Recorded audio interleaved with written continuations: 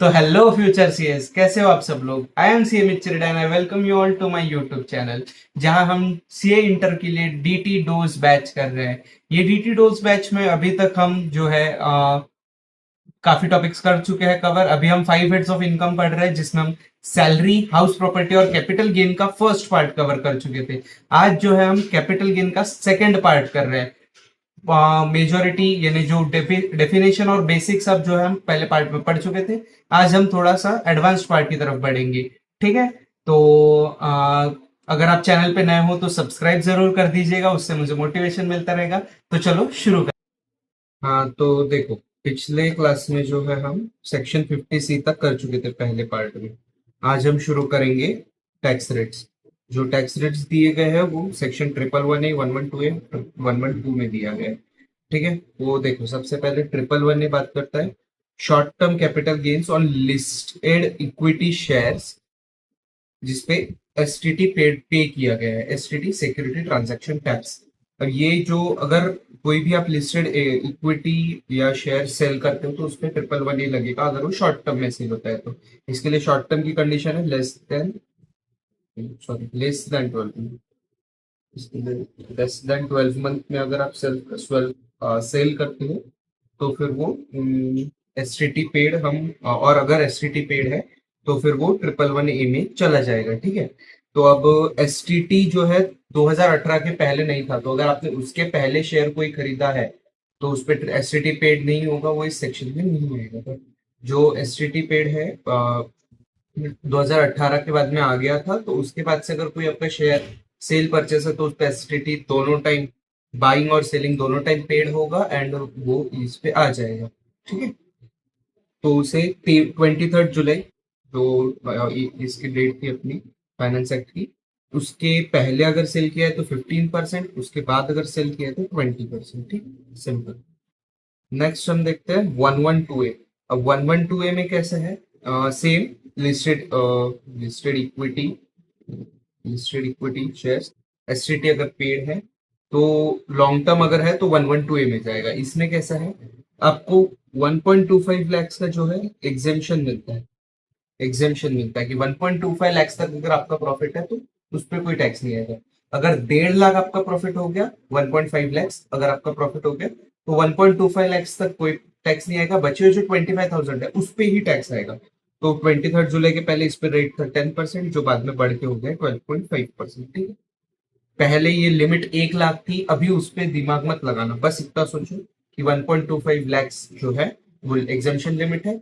उससे ऊपर जाएगा तो 10%, अगर 23 जुलाई का तो 12.5%। इसमें इंडेक्सेशन नहीं मिलता, लॉन्ग टर्म होते स्पेसिफिकली दिया है। अब सेक्शन 11112 ये बात करता है long term capital gains on other assets, land, building, gold etcetera. ठीक है, अगर आप लिस्टेड इक्विटी शेयर्स या इसकी बात करते हो तो उस पे जो है टैक्स रेट है, उस पे जो है 11112A लगेगा। और उस पे जो टैक्स रेट है वो 23 जुलाई के पहले 20% विथ इंडेक्सेशन, और ये जो और है 10% विदाउट इंडेक्सेशन। आप अपने मन से चॉइस कर सकते थे। ठीक है, सी चॉइस। ठीक है, पर इन्होंने जो है 23 जुलाई 24 के बाद में बोल दिया कि अब 12.5% टैक्स को आपको इंडेक्सेशन बेनिफिट नहीं मिलेगा। कुछ भी हो जाए आपको इंडेक्सेशन नहीं मिलेगा। पर ये, तो इस पे बहुत बैकलैश है कि हमें लॉस हो रहा है, ऐसा नहीं है, हमारा टैक्स ज्यादा जाएगा, हमने बहुत 50 साल से होल्ड करके रखा था, 2001 से होल्ड करके रखा था। तो इस पे बैकलैश है, तो उन्होंने बोला कि आप चूज कर सकते हो कि इसमें एक तो इस पे दो, या फिर और 20% विथ इंडेक्सेशन पे दो। ठीक है, तो ये उन्होंने ऑप्शन दे दिया कि आप ये करो। पर ये जो ऑप्शन है ये व्हाइल पेइंग टैक्स लगता है। जब आप कैपिटल गेन कैलकुलेट करोगे, जब आप कैपिटल गेन का क्वेश्चन सॉल्व करोगे, या रियल लाइफ में आप कैपिटल गेन ये कर रहे हो किसी क्लाइंट के लिए, तो कैपिटल गेन कैलकुलेट करते टाइम आप विदाउट इंडेक्सेशन ही कैलकुलेट करोगे। पर जब टैक्स पेएबल आप कैलकुलेट कर रहे हो तब आप इन दोनों में से कंपेयर करके जो लोअर आएगा वो लोगे। ठीक है, ऐसा इसे याद रखना, एग्जाम में भी अगर क्वेश्चन आता है तो कैपिटल गेन कैलकुलेट करते हैं नो इंडेक्सेशन, जब टैक्स पेएबल कैलकुलेट कर रहे हो तब दोनों में से। ठीक है, एग्जांपल देख लेते हैं। लिस्टेड शेयर 111A वाले यानी शॉर्ट टर्म। ठीक है, तो बाय लिस्टेड शेयर 1 लाख के खरीदे, 1.5 लाख के बेच दिए, 50,000 का गेन हुआ, शॉर्ट टर्म लिखा है, तो इस पे टैक्स लगेगा 20% इंटू 50,000, 10K। अगर ये पोस्ट 23 जुलाई है तो प्री होता तो कितना लगता, 15%। ठीक है। हाँ जी। हम्म।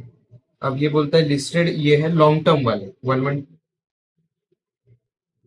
हाँ 112A वाले लॉन्ग टर्म वाले शेयर है, ठीक है। तो बाय इक्विटी शेयर्स 1 लाख के खरीदे, held for more than, sale 3 lakh, तो गेन हो गया 2 लाख।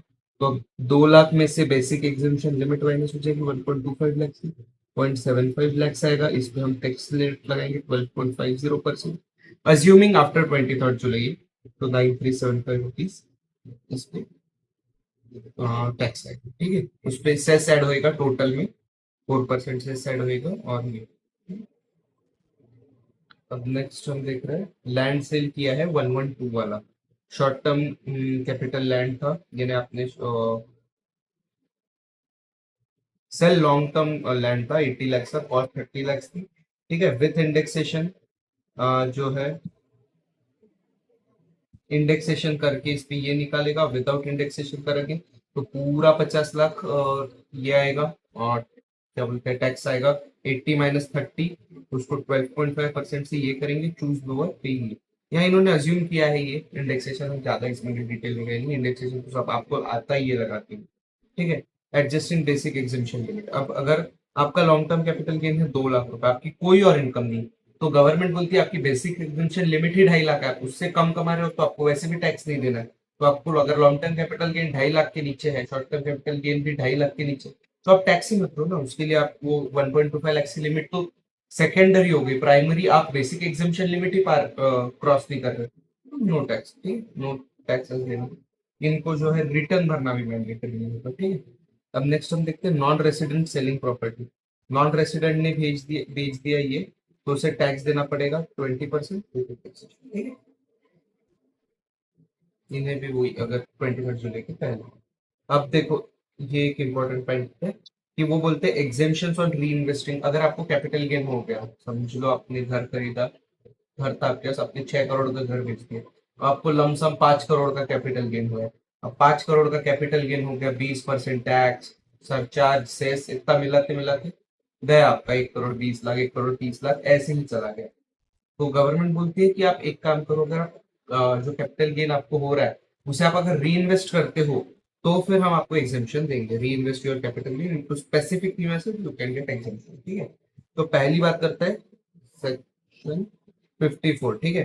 तो वो बोलता है सेल ऑफ रेसिडेंशियल हाउस और बाय अनदर हाउस, यानी आपने घर बेच के घर खरीदा है, घर बेच के घर खरीदा है, ठीक है। तो घर बेच के घर खरीदा है, कौन कर सकता है, ये इंडिविजुअल या एक्चुअल, ठीक है। एसेट सोल्ड क्या है, long term residential house, new asset क्या है, one residential house in India, यानी आपने पुराना एक घर बेच के नया एक घर खरीदा है, ठीक है। इसकी टाइम लिमिट क्या है, बाय विद इन 1 ईयर और बिफोर और 2 ईयर आफ्टर, और कंस्ट्रक्ट विद इन 2 ईयर, यानी -1 + 2 या फिर +3, ठीक है। अगर आपको बाय करना है तो 1 साल पहले बाय करो या 2 साल आगे तक बाय करो, और अगर आपको कंस्ट्रक्ट करना है तो आगे 3 साल तक कंस्ट्रक्ट करो फर्स्ट, ठीक है। एग्जेम्पशन कितना मिलेगा, अमाउंट री इन्वेस्टेड, अपने जितना कैपिटल गेन में से अमाउंट री इन्वेस्ट किया है उतना ये मिलेगा, और capital gain which, excuse me, which your is lower, ठीक है। ठीक है, इसमें लॉक इन है 3 साल, 3 साल तक आप घर नहीं बेच सकते, और मैक्सिमम 10 करोड़ तक मिलेगा। सिंपल है, आप इस चार्ट में देख लो, 6-7 लाइन है बस, इसमें कंफ्यूजन नहीं करना, एग्जाम में आएगा तो एमसीक्यू में बहुत अच्छे एमसीक्यू बन के आ सकते हैं, इसको पूरा कंफ्यूज कर देगा, तो ये याद रखना, सेक्शन बराबर याद रखना, ठीक है। सेक्शन 54, घर बेच के घर लेना, ठीक है। एग्जाम्पल देखते हैं, sold one house 80 lakh, cost 30 lakh, gain हो गया कैपिटल गेन 50 लाख रुपए, ठीक है। आपने नया घर खरीदा 45 लाख विद इन 1 ईयर, ये +1 -1 + 2 की कंडीशन सेटिस्फाई होगी, तो एग्जेम्पशन आपको 45 लाख का मिलेगा, जो एक्स्ट्रा थे 50 - 45 5 लाख रुपीज का आपको ये लग जाएगा, ठीक है, टैक्स सेव हो जाएगा। अब गेन, अगले इसमें गेन हुआ है 1.2 करोड़ का, न्यू हाउस अपने 90 लाख का लिया है, तो 90 एग्जाम 30 देगा। If new house sold with in 3 years, exemption withdraw हो जाएगी, ठीक है। What to houses allowed once in life time capital gain is less than equal to 2 crore, अगर आपको 2 करोड़ से कम का कैपिटल गेन हुआ है तो आप लाइफ में एक बार, एक एसएससी की लाइफ में एक बार आप ये ऑप्शन ये कर सकते हो कि आपने एक घर बेच के दो खरीदे हैं, ठीक है। तो ये आपको लाइफ में सिर्फ एक ही बार, वंस इन लाइफ टाइम, और कैपिटल गेन 2 करोड़ तक पूरी। उससे ज्यादा आप अगर आप बड़े आदमी और आपको 10 करोड़ का कैपिटल, तो नहीं मिलेगा, ठीक है? अगला है एग्रीकल्चर लैंड बेच के एग्रीकल्चर लैंड, ये 54। अब एग्रीकल्चर लैंड बेच के एग्रीकल्चर लैंड खरीदा है, ऑब्वियसली इसमें जो बेचा गया है वो अर्बन एग्रीकल्चर लैंड है, क्योंकि रूरल एग्रीकल्चर लैंड पे तो टैक्स ही नहीं है। तो अर्बन एग्रीकल्चर लैंड आपने बेचा है और एग्रीकल्चर लैंड खरीदा है, तो ये किसे मिलेगा? इंडिविजुअल एचयूएफ को। Agri land use for farming by self और पेरेंट, 2 साल तक आपको इसे क्या बोलते हैं, ये करना है। यूज आपने आपने आपके पेरेंट्स ने फार्मिंग के लिए यूज किया, ऐसा नहीं कि आपकी खाली जमीन थी, आपने उसे एग्री लैंड बोल दिया और बेच के एग्जेम्पशन ले रहे हो, नहीं। उसे आप 2 साल तक ये क्या बोलते हैं, 2 साल तक आपने उसे फार्मिंग करनी चाहिए। तो आपको डाउट आएगा कि चेक कैसे करेंगे 2 साल फार्मिंग किए नहीं किए, उसमें अब डिपार्टमेंट बहुत आगे पहुंच चुका है, तो वैसा तो नहीं है, ठीक है। नेक्स्ट हम देखते हैं एग्री लैंड इन इंडिया। आपको नया जो एसेट खरीदना है वो एग्री लैंड इन इंडिया ही खरीदना है, ठीक है। परचेस विद इन 2 ईयर्स, आप बेचोगे उसके 2 साल में आप खरीदोगे, ठीक है।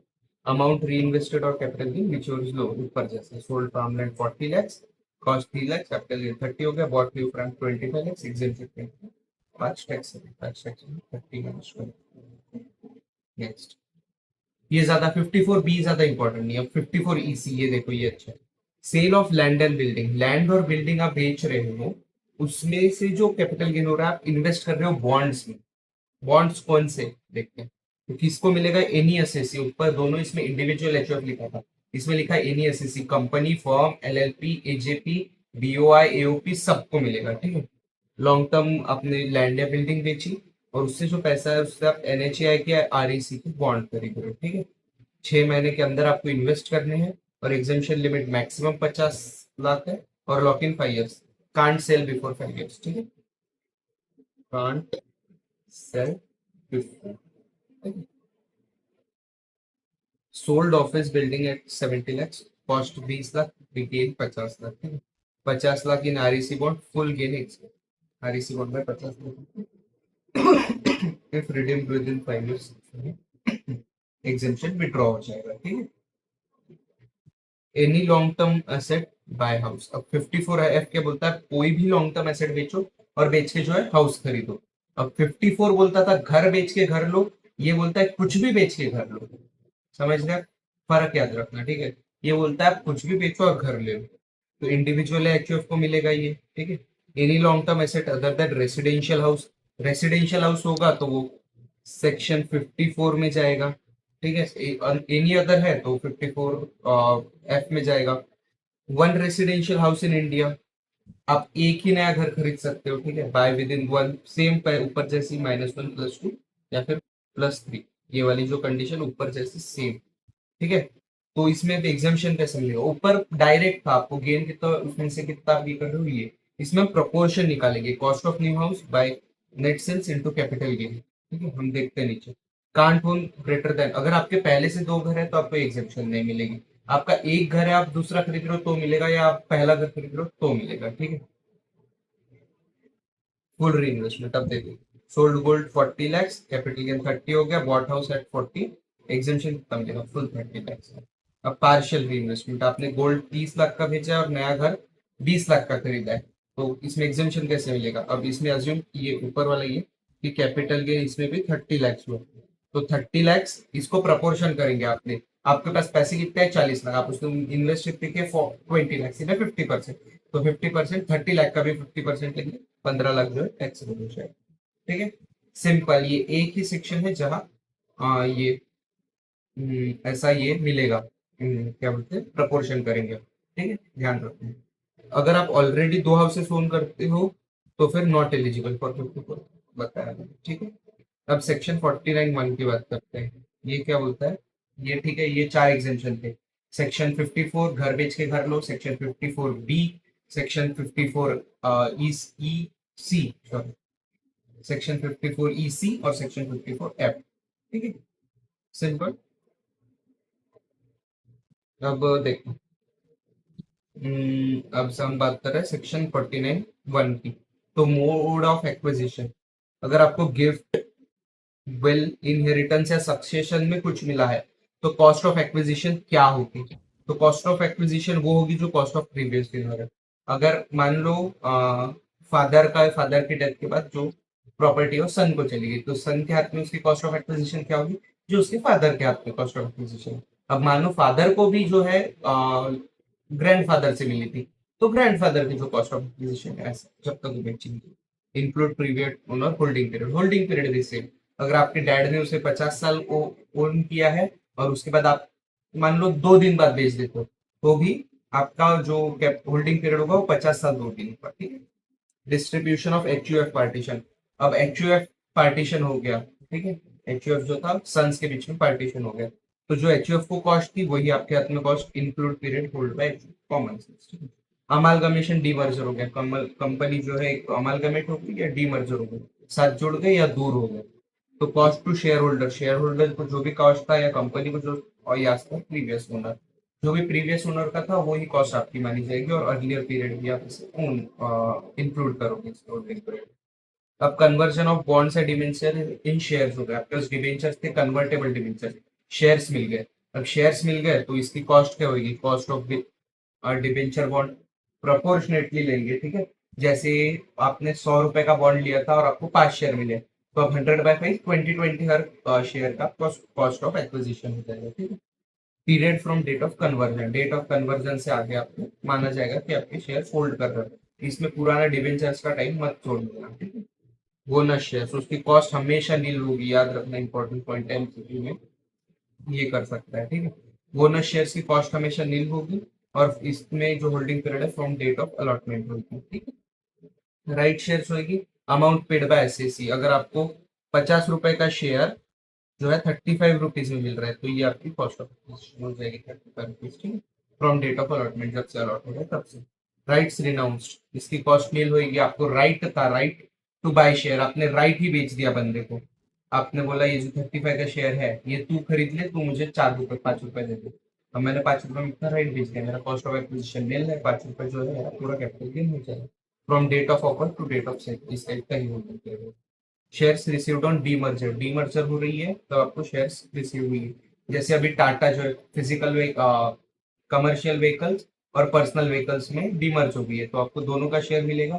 तो दोनों के शेयर में आपका जो कॉस्ट भी है वो प्रोपोर्शनेटली ओल्ड शेयर्स और उसके एसेट्स के बेसिस पे डिस्ट्रीब्यूट होएगा। आपका कॉस्ट ऑफ एक्विजिशन उस हिसाब से डिस्ट्रीब्यूट किया जाएगा, ठीक है। इंक्लूड अर्लियर पीरियड, इसलिए दोनों शेयर्स में अपन पूरा फर्स्ट टाइम जब आप डीमर्ज अनडीमर्ज कंपनी का शेयर बाय कर रहे हो तब से शेयर होल्डिंग करेंगे। एग्जांपल देखते हैं इसके कि आपको गिफ्ट मिला है। Your father bought land in 2006 for 4 lakhs, he gifted you in 2018, you sold it in 2025। तो इसमें कॉस्ट ऑफ एक्विजिशन क्या हो जाएगा? 4 लाख। होल्डिंग पीरियड कब से आएगा? तो 2006 से आएगा 2025 तक, ठीक है, क्योंकि अपन प्रीवियस ओनर का इंक्लूड करेंगे क्योंकि गिफ्ट मिल रहा है।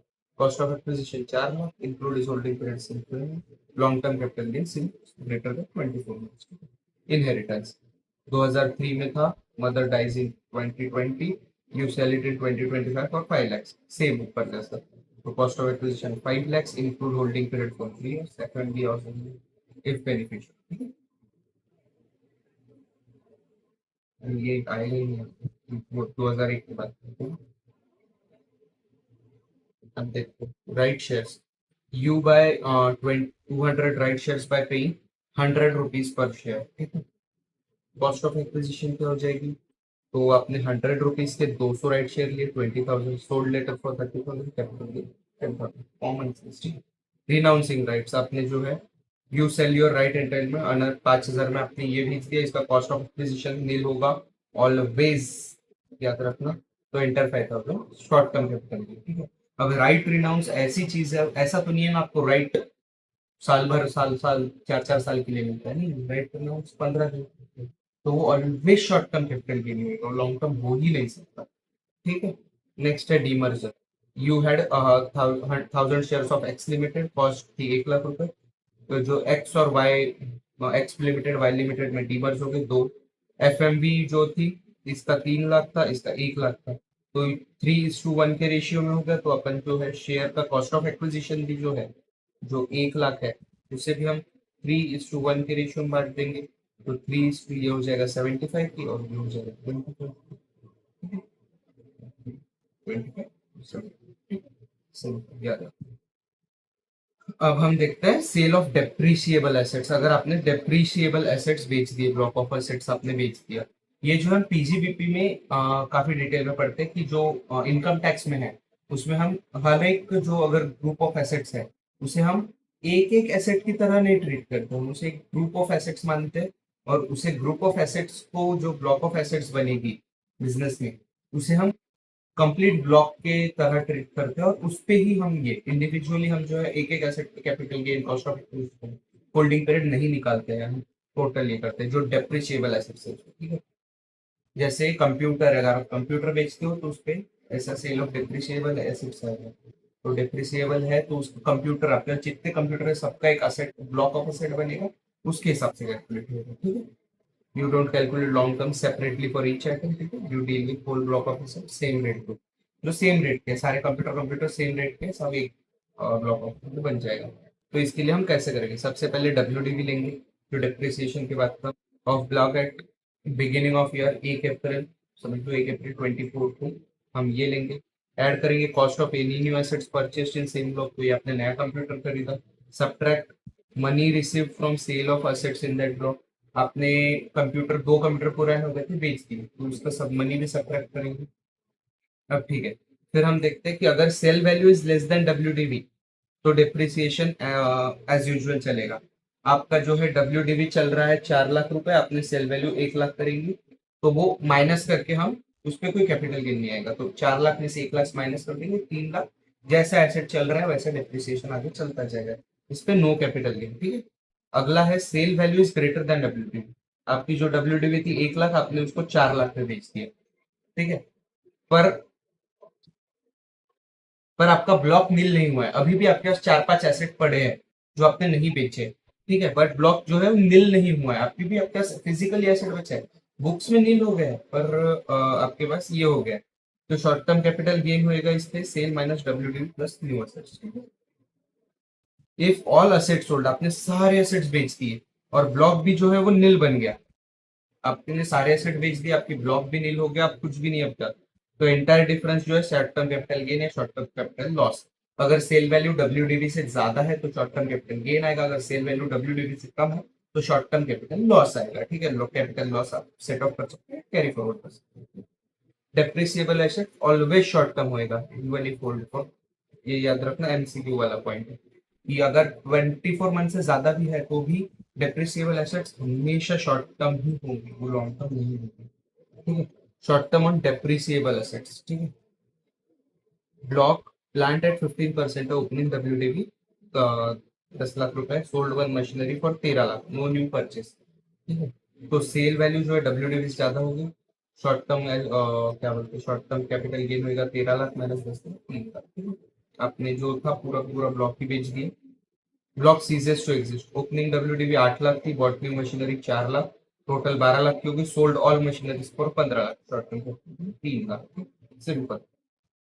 Block still exist, opening 8 lakh थी, न्यू 2 लाख लिए total, sold one machinery for 6 lakh. आपने एक ही मशीनरी है, अभी भी उसमें डब्ल्यूडीवी का वैल्यू भी है और असेट्स भी है, ब्लॉक एग्जिस्ट कर रहा है, इस पे डेप्रिसिएशन आएगा, कैपिटल गेन नहीं आएगा, देख लो, याद रखो, ठीक है। इंपॉर्टेंट पॉइंट है ये, 4 पॉइंट अगर आपने याद कर लिए तो बस डब्ल्यूडीवी 10 लाख थी, sold machinery for 7 lakh, no new asset, short term 3। WDV 10 lakh थी, आपने घाटे में बेच दिया, आपको शॉर्ट टर्म कैपिटल, इसको आप कैरी फॉरवर्ड कर सकते हो या फिर सेट ऑफ कर सकते हो। अब हम बात करते हैं स्लम सेल। स्लम सेल यानी आपने बिजनेस का बिजनेस ही बेच दिया। हाँ हाँ, मान लो हम एग्जांपल लेते हैं कि टाटा मोटर्स जो है उन्होंने जो अनडीमर्ज्ड कंपनी थी, उसमें से उन्होंने पैसेंजर व्हीकल्स का जो ये है उनका डिपार्टमेंट, वो पूरा का पूरा सेगमेंट ही जो है महिंद्रा को अगर बेच दिया, तो अगर वो वैसा सेल करते हैं, entire business all asset and liability in lump sum without separate values, lump sum ने ऑल एसेट्स एंड लायबिलिटीज आपने बेची है, कोई सिंगल एसेट पे निगोशिएशन नहीं हुआ, टोटल बिजनेस का निगोशिएशन करके आपको बेच दिया और कोई कंसर्न में बेचा है, ठीक है, तो इसे हम स्लम सेल कहते हैं, ठीक है। तो इस पे कंप्यूटेशन ऑफ कैपिटल गेन कैसे करेंगे, तो सबसे पहले हम फुल वैल्यू ऑफ कंसिडरेशन निकालेंगे, लमसम सेल्स प्राइस जो आएगा वो फुल वैल्यू ऑफ कंसिडरेशन होएगा। फिर हम नेटवर्क निकालेंगे, नेटवर्क कैसे निकालेंगे, तो book value of assets minus liabilities करेंगे, ऑब्वियसली यही नेटवर्क था, अपने सबने अकाउंट्स में पढ़ा है, तो book value of assets minus liability करेंगे, ठीक है। अगर रिवैल्यू एसेट्स है तो इग्नोर करना है अपने को रिवैल्यूएशन, तो कैपिटल गेन क्या आएगा, full value of consideration minus network, ठीक है। इफ एड for greater than 36 months LTCG STCG indexation not allowed, ठीक है। ये जो है ये बिफोर 23/7 है, आफ्टर 23/7 जो है हम ग्रेटर देन 24 मंथ वाली कंडीशन, ठीक है। 36 वाली कंडीशन नहीं नहीं, sorry sorry sorry, that's my mistake. Slump sale में जो है ये 36 मंथ से, स्लम सेल में इन्होंने अमेंड नहीं करा है, no amendment on this holding period, ठीक है। होल्डिंग पीरियड 36 मंथ ही होगा, ध्यान रखना, मैं भूल गया था, आप लोग भी भूल जाओगे, ठीक है। Simple slump sale, A limited सेल्स पेड्स division for 80 lakh, book value of asset 70 lakh, liabilities 20 lakh, ठीक है। तो नेटवर्क कितनी हो गई इसकी, नेटवर्क क्या करेंगे, book value of assets minus liabilities, तो 70 लाख माइनस 20 लाख आ जाएगा 50 लाख, ठीक है। नेक्स्ट है कैपिटल गेन, कैपिटल गेन कितना आएगा, तो उसमें full value of consideration FVC minus net worth 80 lakh minus 50, capital held for more than 30। Revaluation जो हम इग्नोर करेंगे, फिर evaluate assets 90 lakhs, book 70 lakhs, sales 70 lakhs, multiple businesses, one division है सब बट रिटेल से the tax applies only on capital, जितना आपने, जैसा हमने एग्जांपल लिया था, आपने टाटा ने अपना पैसेंजर व्हीकल बेच दिया, पैसेंजर व्हीकल बेच दिया, सिर्फ उतने इस पे टैक्स निकला, बचे उसको। अब सेक्शन 55 आगे देखते हैं। सेक्शन 55 जो है वो cost of acquisition improvement for certain assets की बात करता है, ठीक है। For some assets like self-generated goodwill, there is no clear purchase cost. Self-generated जो assets है, उसकी कोई ये नहीं होती, क्या होता है, कॉस्ट नहीं होती, तो उसका हम कैसे लेंगे, तो अगर आपका गुडविल, ब्रांड नेम, ट्रेडमार्क ये ऐसा कुछ है तो इसका निल है, अनलेस परचेज है, आपका कॉस्ट ऑफ एक्विजिशन निल होएगा, आप गुडविल रिकॉर्ड ही नहीं कर सकते हो उसमें, तो उसका कॉस्ट ऑफ एक्विजिशन कभी आएगा ही नहीं, वो हमेशा निल होएगा।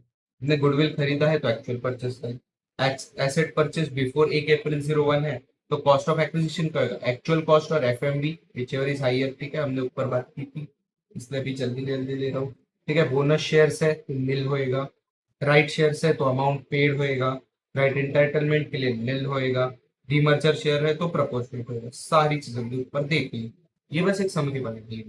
कॉस्ट ऑफ इम्प्रूवमेंट क्या होएगा, तो सेल्फ जनरेटेड गुडविल ब्रांड ये, इस पे तो क्या cost of improve, cost of acquisition नहीं लगेगा तो इम्प्रूवमेंट भी नहीं जाएगा।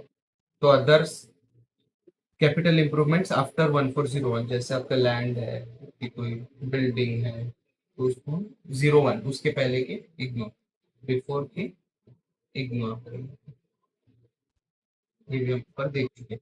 अब सेल्फ जनरेटेड गुडविल है, you started your business in 2015, sold goodwill at 10 lakh, पूरा इंटायर 10 लाख लॉन्ग कर दिया आपने परचेज, 3 लाख की गुडविल खरीदी थी, 12 लाख में बेच दी, 9 लाख का 9 लाख का कैपिटल, सिंपल।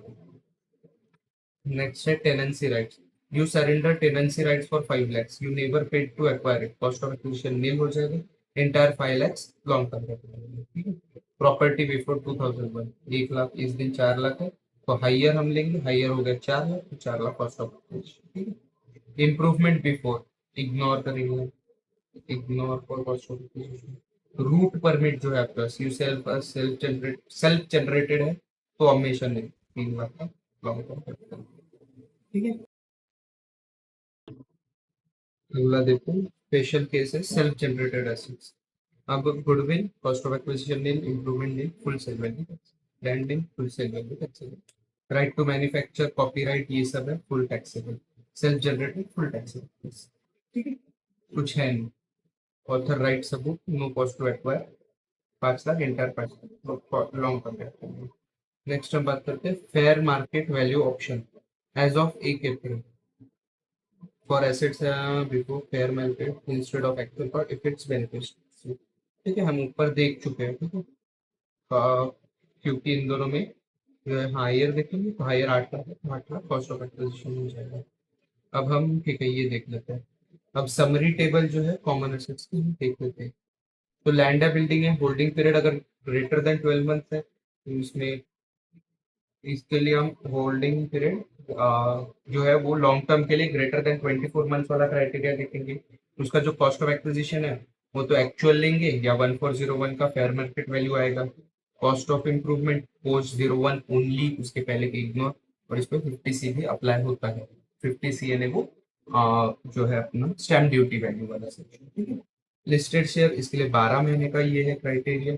एक्चुअल, इसमें कॉस्ट ऑफ इम्प्रूवमेंट हो ही नहीं सकता, STT बेस्ड सेक्शन। ठीक है, अनलिस्टेड शेयर्स इसके लिए 24 मंथ्स का लगेगा। Actual, cost of acquisition improvement हो ही नहीं सकता, 12.5% लॉन्ग टर्म के। ठीक है, अगला है गुडविल। गुडविल के लिए भी 24 मंथ्स का criteria, nil if self generated, nil entire sale value taxable. ठीक है, bonus shares greater than 12 months, nil nil period of allotment. ठीक है, right shares greater than 12 months, right amount actual amount paid. ठीक है, not proper depreciable assets always short term, ये याद रखना। WDV method not applicable, section 50। Slump sale greater than 36 months, ये एक ही है जहाँ अमेंडमेंट नहीं हुआ है। Net worth no indexation, section 50B। ठीक है, तो that's it for capital gain. हम पहला पार्ट कर चुके थे, आज दूसरा पार्ट हम पूरा कर चुके हैं। तो अगर आपको वीडियो सही लगा होगा, अच्छा लगा होगा, तो प्लीज इसे लाइक कर दीजिएगा, अपने दोस्तों के साथ शेयर कर दीजिएगा। आपका यही जो है प्यार मुझे अच्छा मोटिवेट करता रहेगा अच्छे अच्छे वीडियोस बनाने के लिए। So that's it from my side. चलो मिलते हैं, बाय बाय।